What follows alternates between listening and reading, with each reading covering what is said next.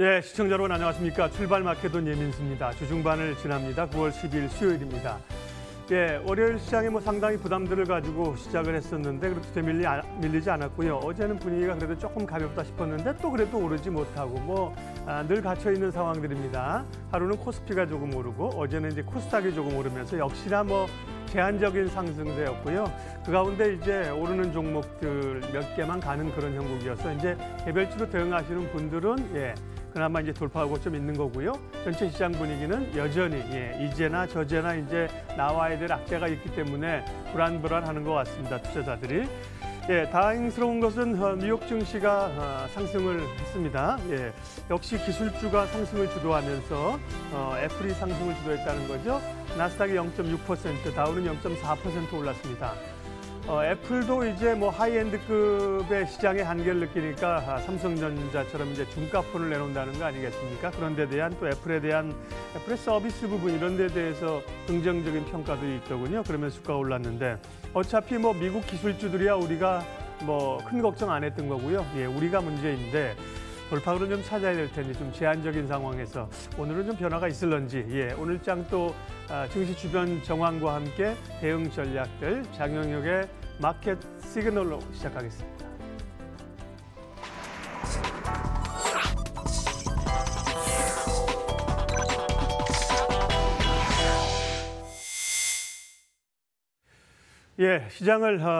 시장의 흐름을 읽는 시간이죠. 장영혁의 마켓 시그널 한국투자증권 이프렌즈예요. 장영혁 팀장님 오셨습니다. 어서 오십시오. 네, 안녕하세요. 미증시는 조금 돌아 나왔는데 우리 시장은 그렇다고 또 안도하기에는 조금 또 거리감이 있어 보이고요. 달러화 가치를 오늘 얘기하신다고 하는데 최근 달러화가 전반적으로 신흥국 통화에 대해서 강세인데 그런데 유로화와 엔화 등에 대해서는 또 약세라고요? 달러의 역설이라고 부르죠. 정작 위기가 미국에서 금융위기 때 생각해 보시면 돼요. 서프라임 때. 위기의 시작은 미국인데 위기가 딱 터지자마자 달러가는 와장창창 올라가더라. 이런 것들 이제 우리가 달러 패러독스, 달러 역설 이렇게 부릅니다. 근데 그 얘기 하기 전에 안 와닿는 분들도 계실 테니까 국내 시장 얘기서부터 잠깐 해보죠. 어제 원달러가 3원대 빠졌어요. 간밤 NDF가 1원 35전 더 빠졌고요. 그럼 우리가 1130, 어제 우리 마무리 코멘트가 1130원 또 받네요. 근데 오늘은 좀 이제 부담 위보다는 이제 더 원달러 튀긴 좀 어렵습니다라는 스탠스였는데 밀렸습니다. 그래서 지금 NDF 종가상으로 보면 1123원대로 다시 또 내려왔죠. 그러면은 어제 시장 좀 괜찮았어야 되거든요. 근데 이상하리만큼 약하다 했어요. 삼성전자가 탄성이 전혀 없더라고요. 어제 1% 정도 빠졌죠. 그래서 왜 저럴까? 왜 외국인들 수급이 그 전날만 해도 플러스로 다시 한번 돌았는데 왜 안 들어올까? 이상하다라는 생각을 많이 했습니다. 간밤에 미증시에서 이유가 나왔네요. 계속되는 반도체 고점 논란이고요. 어제 마이크론 테크놀로지가 2.9% 빠졌는데 마이크론 테크놀로지가 갭다운 시작해서 종가가 2.9%고 장중 저점으로 따지면은 5.68%. 꽤나 낙폭이 깊었었던 상황이에요. 기술주들이 상승했다고 하는데 마이크론은 약했군요. 그러니까 어제 애플, 아마존 이런 쪽들은 강했는데 마이크론은 굉장히 약했던 거죠. 필라델피아 반도체 지수가 1% 빠졌고요. 그러면 미국은 필반 빠지고 마이크론 밀려도 애플 버티고 아마존 버팅기고 이러면은 미증시는 굴러갑니다. 근데 문제는 우리 대한민국 시장은 이 반도체 섹터 포션이 시가상단 두 개만 합쳐도 거래소 비중이 24% 나오잖아요. 그러다 보니까 삼성전자 탄성 자체가 시장 탄력성이 돼버리는 시장이니까 외국인 입장에서는 주식하기 참 쉽죠. 지금 그런 부분을 오늘 또 맞이하게 됩니다. 그럼 오늘 또 죽는 거냐? 근데 거기에 대해서는 제가 또 쉽게 동의하기 어려운 게 좀 전에 지나갈 때 야간 선물 종가 보셔서 아시겠습니다만 야간 선물 일단 마이너스 아니고요. 그리고 어제 삼성전자가 일정 부분 선반영했을 가능성도 배제하기 어렵고요. 반도체 고점 논란이 뜨겁다라고는 하지만 또 그게 멋이 중한 뒤로 쳐다보면 그게 훨씬 더 무거운 거냐, 아니면 한 번도 비싼 적 없는 삼성전자의 밸류에이션이 점점 낮아지고 있는 부분이 더 무거운 거냐, 그러면 가중을 따져보자라는 거죠. 그래서 부담, 시가총액 최상단이 일단 멈춰서 버렸으니까 부담을 안고 있는 지수고, 그로 인해서 시장 탄성이 많이 떨어져 있는 상황입니다만, 밑으로 방향을 추가적으로 잡는다라고 확신하기는 어려운 시점입니다.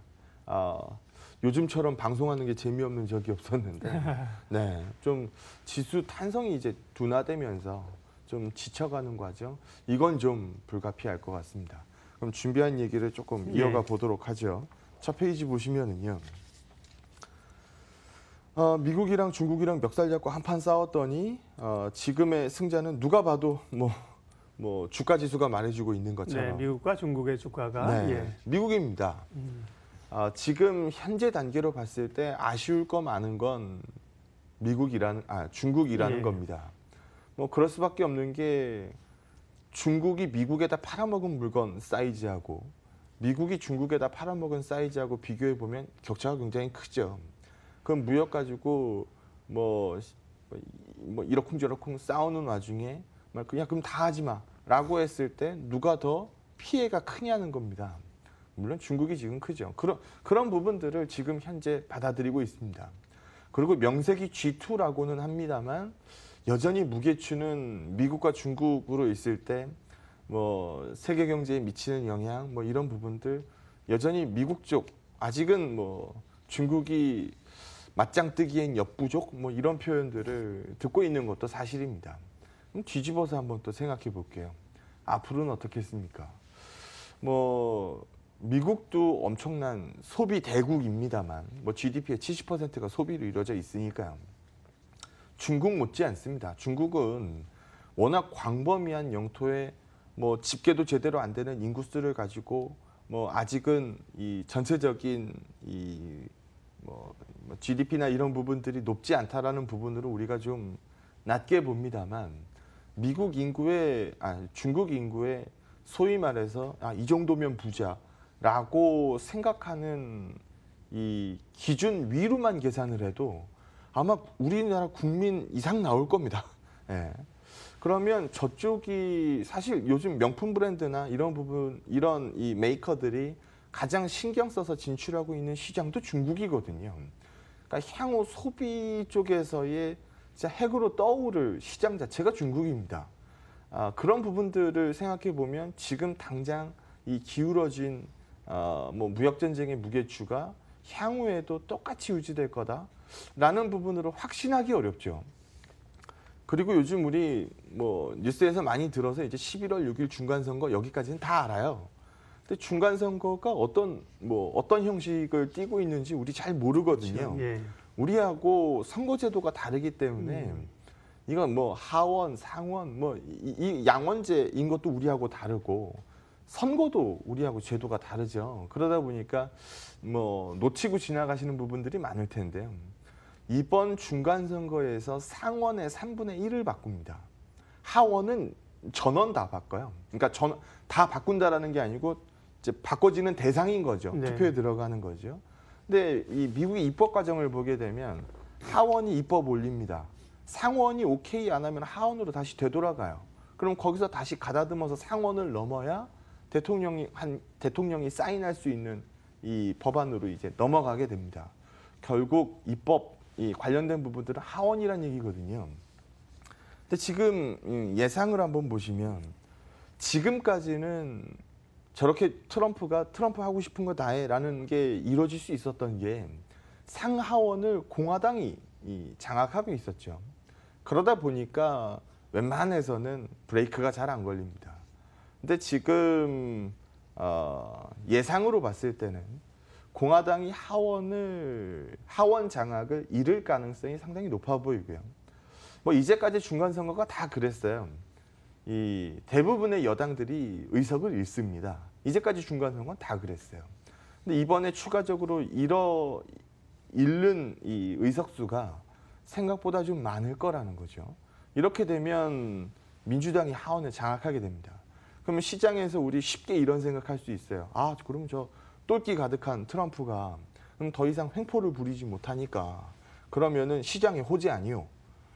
그거는 너무 단편적으로 보신 거고요. 예. 이제까지 시장이 왜 올랐는지를 한번 생각해 보시면 트럼프가 뭐 대규모 감세안, 뭐 법인세 엄청난 이 감세, 뭐 이런 부분들이 기업들의 EPS를 밀어올리고 EPS 밀어올려진 부분이 멀티플을 곱하면서 주가가 되는 거니까 이게 밑바탕이었거든요. 그리고 지금 이거 탄성 떨어질 때 되니까 요즘 제일 얘기 많이 하는 게 인프라, 뭐 이런 부분들입니다. 그러니까 이 공화당이 추구하는 거는 작은 정부죠. 민주당이 추구하는 건 큰 정부입니다. 그러면 작은 정부는 감세가 기본 베이스지만 큰 정부는 증세가 기본 베이스거든요. 그렇게 되면은 이제까지 밀고 왔었던 트럼프 정책의 연속성 측면에서 봤을 때는 상당한 마찰음이 날 겁니다. 이거 과연 시장이 좋아할까요? 이거 시장이 좋아하지 않을 가능성 분명히 존재합니다. 네. 그럼 이런 부분들을 다 헤집어 보면 이렇게 같이 노는 게 정상이지 이렇게 반응 나오는 거는 비정상입니다. 미국과 한국 증시가. 미국과 이머징 증시죠. 네. 그러면 여기서 바로잡는 방법은 딱 두 개밖에 없어요. 이게 밀고 내려오든지 과하게 내려간 게 밀고 올라오든지. 근데 좀 전에 앞에서 봤었던 부분들은 야 그럼 미국에서도 좀 불안해질 수 있다는 거 아니냐라는 쪽으로 얘기를 하게 됩니다.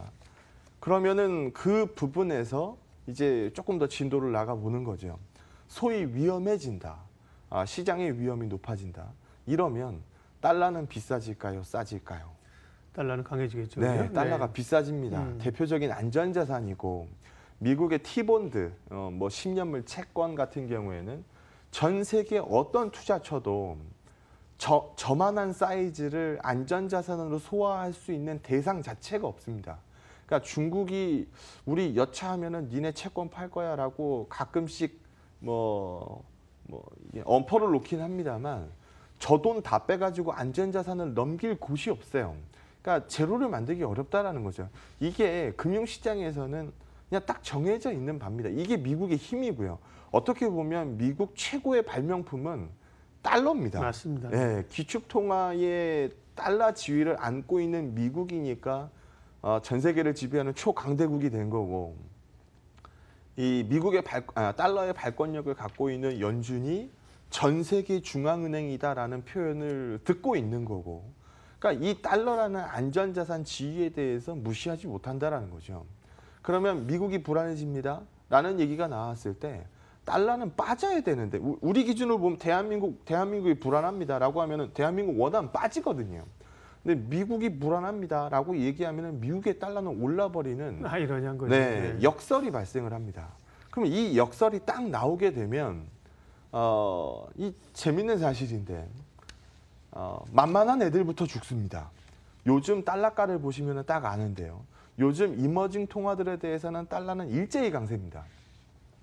근데 뭐 엔화는 좀 덜합니다만 뭐 파운드, 뭐 유로 이런 통화에 비하면은 달러는 요즘 강세가 아닙니다.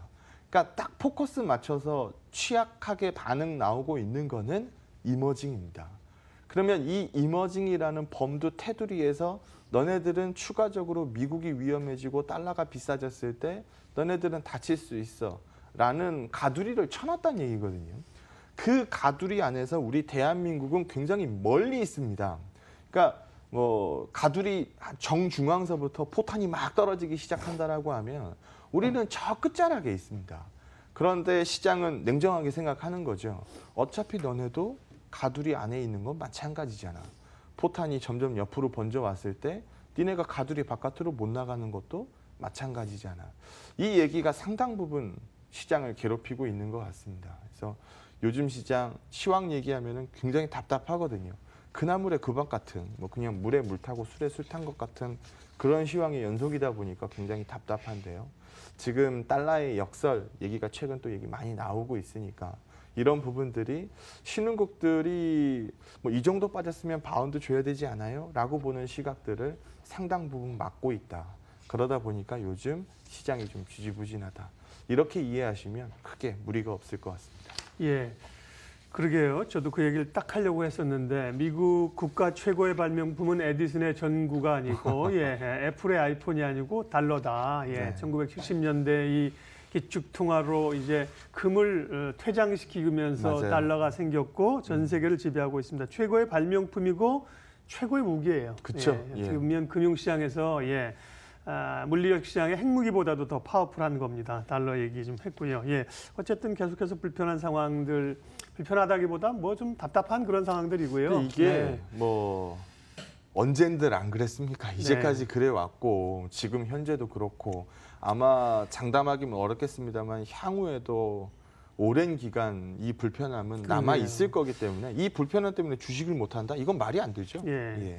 그래도 뭔가 좀 으쌰으쌰 해야 되는데 그렇죠. 그런 것들이 조금 나오는 것들이 이제 그 전에 돌파구로 나왔던 것이 이제 중국에서 이 단체 관광객들 조금 풀어주 중국에 대한 섹터가 좀 살아난다든지요. 바이오 2차 전지 성장성에 대한 기대감이 다시 좀 피어나고 이런 건데 근데 면세점이나 뭐 여행지, 호텔 이런 주식들, 뭐 화장품까지 포함해서 네. 조금 살아나다가 메르스 여파를 받고 있어요. 이건 사실은 메르스야 뭐 추세라기보다는 어떤 그 일시적으로 나타나는 상황이잖아요. 네. 예, 관련주들이 좀 움직이고 있는데, 그러니까 메르스 때문에 관련주를 보는 게 아니라 기존의 이런 주식들에 대한 거에 재점검 대해서 차원에서 예, 메르스가 어떤 영향 미치느냐, 네. 점검하느냐 그런 거 좀 볼 필요가 있겠어요. 제가 뭐 이 두 번째 코너 시작하기 전에 질문을 먼저 한번 할게요. 네. 내가 내가 이번 달에 메르스 터질지 알았다. 손 들어보세요. 네, 손 들어보세요. 없겠죠. 네. 예, 이거 갑자기 뛰어나온 돌발악재입니다. 그러면 이거 시장에서 반영 못했을 거 아닙니까? 근데 우리가 소위 자라를 한번 봤습니다. 과거에 메르스 한번 이제 확산 나오면서 뭐 사망자 나오고 뭐 인바운드 데이터 훅 떨어지고 뭐 국내 소비 심리 뭐 뚝 떨어지고 바깥으로 아예 돌아다니질 않았으니까요. 네. 마스크 없으면 밖에 못 나가는 줄 알았던 그 시기죠. 버스에서 누가 기침하면은 막 이 맞아요. 주변에 사람 훅 다 네. 비워버리고 막. 우리가 그걸 봤기 때문에 지금 이 세 글자 메르스만 들어도 그냥 으악 막 경기가 일어나는 과정인 것 같아요. 근데 너무 빠른 반응입니다. 원래 주식시장이라는 게 먼저 반응하기 마련이고 메르스 관련주들 뭐 진원생명과학이나 하는 것들 그저께는 뭐 이 시세가 부러지겠어라고 올랐던 그 주식이 어제는 또 그렇게 빠져댑니다. 예, 그러면 뭐 한번 생각해 볼 만하지 않겠습니까? 여기 한번 보시면은요. 인바운드 지금 다들 우려하는 건 인바운드예요. 과거에 한번 메르스 확산 나왔을 때 어디가 다퉜는지를 우리 몸이 기억하니까요. 그럼 인바운드가 떨어진다. 그럼 인바운드 떨어지는 불편함을 일단 시장에서는 인지를 하고 있다는 얘기입니다. 그러다 보니까 제일 먼저 건드리는 게 뭐 면세점, 뭐 화장품, 과거에 메르스 확산 나왔을 때 다쳤던 부분들, 그 부분들에서 이제 진도가 나가기 시작하죠. 근데 묻어서 내려가는 애들도 있어요. 사실 아웃바운드 데이터는 이 메르스하고 사실 큰 상관없거든요. 이건 바깥으로 나가는 거 아닙니까? 우리가 바깥으로 나갈 때 걸어 나가지 않을 거 아니에요. 그러면은 뭐 물론 인바운드 데이터가 떨어질까 봐 우려되는 시각 때문에 뭐 항공도 안 좋고 뭐 얘도 안 좋고 쟤도 안 좋고 뭐 얘기를 다 하겠습니다만 그러니까 인바운드와 아웃바운드 양쪽만 생각을 해보면 지금 우려가 높은 건 인바운드 스토리들일 겁니다. 근데 이거 지난달에 메르스 터질지 안 사람 아무도 몰랐던 것처럼 지금 그 중에서도 이제 옥석을 한번 가려보면 제가 지난번에 여행주 실적 나왔을 때 이거 향후에도 더 밀릴 수 있습니다라는 부분으로 말씀을 드렸었는데요. 일단 여기는 여행주 얘기서부터 먼저 하면 여행주는 인바운드로 먹고 살지 않습니다. 아웃바운드로 먹고 삽니다. 그럼 스토리상으로 봤을 때는 야 인바운드는 우려가 있고 뭐 아웃바운드는 우려가 없다며 그러면 여행주는 오케이 받아야 되는 거 아니냐. 그렇지 않다라는 거죠. 여기 보시는 것처럼 일단 여기가 제로입니다. 이 밑은 다 로스란 얘기예요. 그러니까 YOY 값으로 봤을 때 지금 계속 떨어지고 있다는 얘기입니다. 떨어지는 정도가 덜해졌다가 지금 다시 떨어지는 것뿐이죠. 패키지의 평균 가격 떨어집니다. 로스 밑으로 있으니까요. 지금 여기가 제로니까 여기도 그 밑으로 형성되고 있죠. 로스입니다. 가격이 계속 떨어지고 있다는 얘기예요. 그러면 물량값이라도 늘어야 되는데 여기 보시는 것처럼 송출객 증감률 계속 떨어집니다. 그러면 이것만 놓고 보더라도 이 여행주는 인바운드가 아니고 아웃바운드로 먹고 산다. 그럼 아웃바운드에서 많이 남겨먹는 패키지는 점점 떨어진다. 그럼 여기에 대해서 줄 수 있는 점수는 점점 떨어지고 있다는 얘기거든요. 그러니까 아웃바운드지만 이쪽은 선을 좀 그어놓을 필요가 있습니다. 보수적인 시황관을 말씀드리는 거고요. 예. 항공 뭐 이런 부분들은 사실 이 영향이 크다라고 얘기하기가 물론 어제 뭐 유가도 올랐고 최근 원달러 오르고 이런 부분들이 항공주를 많이 괴롭히는 건 사실입니다. 하지만 밸류에이션 레벨로 봤을 때 저렴한 구간에 들어왔고 사실 이 항공주의 전형적인 투자 패턴은 안 좋을 때 사서 좋을 때 파는 거거든요. 그러니까 저퍼에 사서 고퍼에 파는 겁니다. 그러니까 그런 부분들을 생각해 보면 여기 고퍼에 사서 저퍼에 파는 거죠. 여기 한번 보시게 되면 면세점 데이터도 들어와 있는데 면세점 얘기하면은 우리가 얘기 제일 많이 하던 게 뭔가요? 뭐 기업이? 따이공 뭐 네. 이런 부분들이죠. 그렇죠. 이쪽은 또 우리가 한번 지난번에 경험했었던 것처럼 데이터에 큰 영향을 미치지 않습니다. 그래서 아웃바운드 관련주들 쪽에서 선을 긋는 거는 여행, 뭐 항공 쪽은 무리하게 멀어질 필요 없고 인바운드 쪽 너무 우려만 앞서간 거니까 항공, 면세 이 데이터도 뭐 과도한 우려 경계할 필요 있다. 카지노 사실 파라다이스 뭐 차트 보면 아시겠습니다만 아무도 안 거들떠볼 때 우리 방송에서는 파라다이스 GKL 얘기하잖아요. 뭐 이 드랍 액이면 뭐 매출액 아닙니까? 카지노로 따졌을 때는. 그러면 이런 부분들도 저점 찍고 개선되기 시작하고 있는 시점. 지난달에 메르스 터질지 아무도 몰랐던 것처럼 지금 돌발 악재로 나온 부분에 너무 과도한 이 상상력을 발휘하는 거는 다소 좀 무리가 좀 있다라는 부분으로 말씀드리도록 하겠습니다. 예, 뭐 호재를 찾기는 또 만만치 않은 뭐 우리 경기 상황도 그렇고요. 뭐 대외 상황도 녹록지는 않은데 예, 기존의 비율을 바꾸시는 건 아니고요. 그대로 가져가면서 그 안에서 이제 계속 모색들을 하고 있습니다. 전략 마무리하겠습니다. 차트 보면서 마무리하도록 하죠. 외국인 선물 누적 포지션 값입니다. 네. 만약에 밑을 봤다. 지금도 현재도 밑을 보고 있다. 그러면 외국인 선물에서 이탈값이 나와야 정상입니다. 근데 최근 이탈값 나오고 있지 않죠. 시장이 재미없어지고 느려진 건 맞습니다만 추가적으로 밑을 보는 시장으로 확신한다라고 무게실기에는 무리가 있습니다. 기존의 비율 지속하도록 하겠습니다.